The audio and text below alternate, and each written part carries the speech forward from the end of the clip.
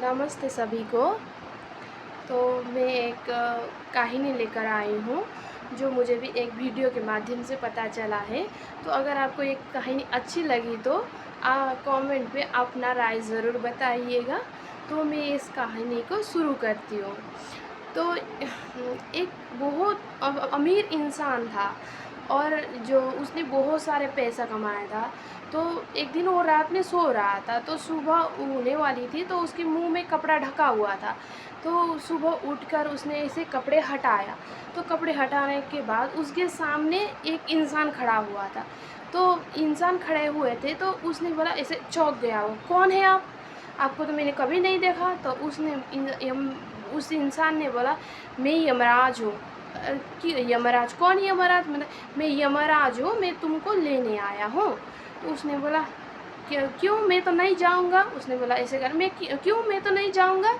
तो यमराज जी ने कहा कि देखो, तुम्हारा इस धरती पे समय समाप्त हो चुका है, तुमको मेरे साथ जाना पड़ेगा।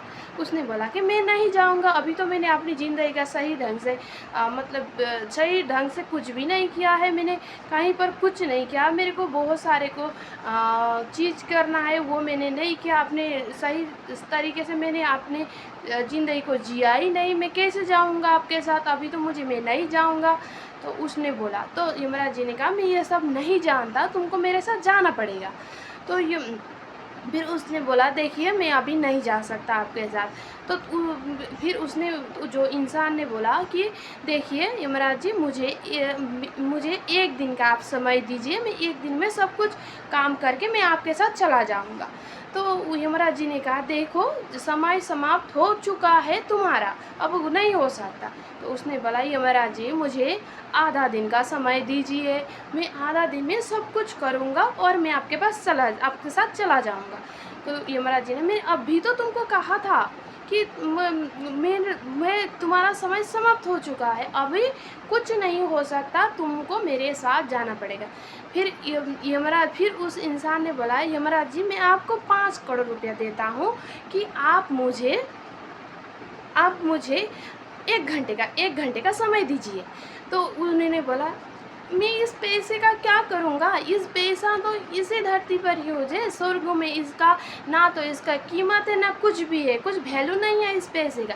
सिर्फ इस धरती में रहते ही इसका यूजिंग है, हमारा स्वर्ग में इसका कोई यूज़ नहीं है। तो मुझे पैसे के लालच मत दो। उसने बोला कि मैं सारा संपत्ति आपके नाम कर दूँगा, मुझे 5 मिनट का समय दीजिए। तो युवराज जी ने कहा, अभी तो मैं बोल रहा हूँ, तुमको मेरी बात क्यों समझ नहीं आता? मैं उस पैसे का मुझे कोई लालच नहीं है और हमारे स्वर्ग में इसका कोई वैल्यू नहीं है, कोई कीमत नहीं है, इसी धरती पर इसका यूजिंग है। तो उस इंसान ने कहा, अब तो देखिए सर, जब यमराज जी लेने आएंगे तो जाना तो पड़ेगा। देखिए हमारा भी जीवन में अगर हमारा समय समाप्त होता है तो हमको जाना पड़ेगा, क्योंकि देखिए हम ये धरती पर आए हैं, तो हम कितना दिएंगे? ज़्यादा से ज़्यादा 80 साल, उसके बाद तो हमको जाना तो पड़ेगा। तो देखिए जीते जी आपको जो भी, देखिए अभी हम आप बात कर रहे हैं, लेकिन किस टाइम क्या हो जाएगा किसी को पता नहीं होता है। तो इसीलिए इस कहानी से हमको ये शिक्षा मिलता है कि आपने पैसा तो कमाओ, आपके ज़िंदगी में भी उसका सही इस्तेमाल करो। और ये है कि देखिए हमको जाना तो एक दिन धरती पर तो जाना पड़ेगा, हमें इस धरती को छोड़कर जाना पड़ेगा। तो इसलिए एक बात भी मिलती है कि देखिए किसी के साथ हमको कभी बुरा नहीं करना चाहिए। हालांकि हाँ, कभी कभी हो जाता है, लेकिन बुरा कभी भी मत करिए, किसी के साथ बुरा नहीं करिए। और किसी को अपने जो वाणी से, आपके मुंह से निकलता जो वाणी, उसके लिए किसी को ठेस ना पहुँचे। क्योंकि देखिए हम जब खाना खाते हैं तो वो पेट में चला जाता है। देखिए हम मुंह से जो वाणी निकलती है, जो हृदय से निकलती है, तो हृदय से जो निकलती है तो वो उसको चुभता है। देखिए इसका प्रतिफल ऊपर ज़रूर मिलता है। किसी को दुख नहीं पहुंचाना चाहिए, किसी को ठेस नहीं पहुंचाना, हमारे कारण किसी का आंसू नहीं निकलना चाहिए।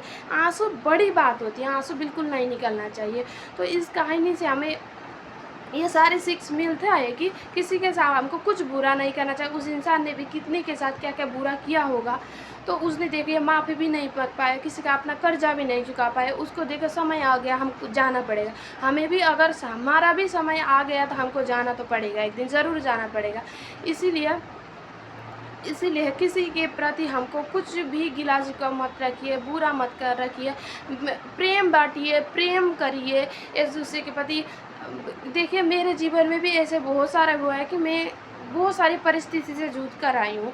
तो देखिए मैं छोड़ती हूँ, किसी किसी ने मुझे ऐसी बात सुनाया है कि मुझे दुःख लगता है, लेकिन मैं सोचती हूँ कोई नहीं, छोड़ो ये सब जाने दो, क्या ही रह जाएगा, इस बात याद याद करके खुद ही दुःख पहुँचेगा, इसलिए वो बात को भुला देती हूँ मैं। देखिए माफ़ करने वाला बनना चाहिए, क्योंकि ये 100 से 70 गुना तक आप माफ़ करोगे तो आपका भी ऊपर माफ़ किया जाएगा। इसलिए हर किसी को माफ़ कर दो और किसी के प्रति बुरा मत करो, सभी के प्रति अच्छा ही करो। और देखिए सबके प्रति आप अच्छा करोगे ना तो आपके जीवन में ऑटोमेटिकली अच्छा होते चले जाएगा। इसीलिए हर किसी के प्रति अच्छा ही करो और अच्छा आपके जीवन में भी लागू होता है। तो धन्यवाद आपने यहाँ तक इस वीडियो को देखने के लिए। अगर यूट्यूब पर देख रहे हो तो इस चैनल को ज़रूर सब्सक्राइब करिए, और फेसबुक पर देखिए तो आप लाइक कमेंट अपना राय ज़रूर बताइए और फॉलो कर दीजिए। Thank you so much.